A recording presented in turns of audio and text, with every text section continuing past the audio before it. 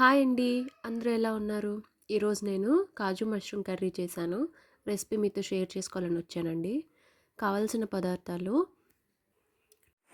ఇప్పుడు ఒక mixie jar తీసుకొని అందులోకి కట్ చేసి పెట్టుకున్న టమాటో, చిల్లీస్, అల్లం, వెల్లుల్లి, లవంగాలు, మిరియాలు, జీలకర్ర, పెరుగు, నానబెట్టుకున్న కాజు వేసి మెత్తగా గ్రైండ్ చేసుకోవాలి.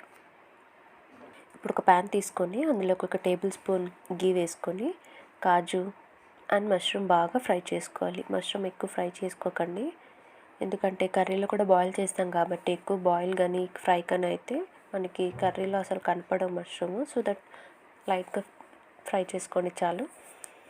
సో ఇప్పుడు అదే ప్యాన్లో 4 టేబుల్ స్పూన్ ఆయిల్ వేసుకొని అందులోకి ఒక టేబుల్ స్పూన్ జీలకర్ర వేసి కట్ చేసి పెట్టుకున్న ఆనియన్స్ వేసి బాగా ఫ్రై చేసుకోవాలి.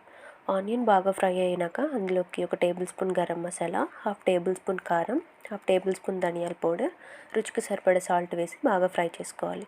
ఇప్పుడు ఫ్రై చేసుకున్న దాంట్లోకి గ్రైండ్ చేసి పెట్టుకున్న పేస్ట్ వేసి బాగా మిక్స్ చేసుకోవాలి. ఆయిల్ పైకి తేలే వరకు బాగా కలుపుకోవాలి. ఇప్పుడు 2 మినిట్స్ మూత పెట్టేసి కుక్ చేసుకుందాం.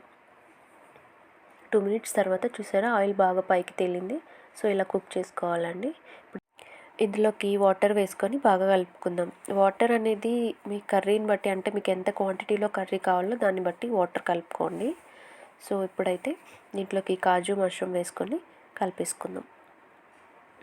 ఇందులోకి 1 టేబుల్ స్పూన్ గీ వేసేసుకొని ఒక 10 మినిట్స్ మూత పెట్టేసి కుక్ చేసుకుందాం. సో ఆ మసాలా అంతా కాజుకి మష్రూమ్కి బాగా పట్టేస్తుంది. 10 మినిట్స్ తర్వాత లాస్ట్లో 1 టేబుల్ స్పూన్ లెమన్ జ్యూస్ వేసి కలిపేసుకుందాం.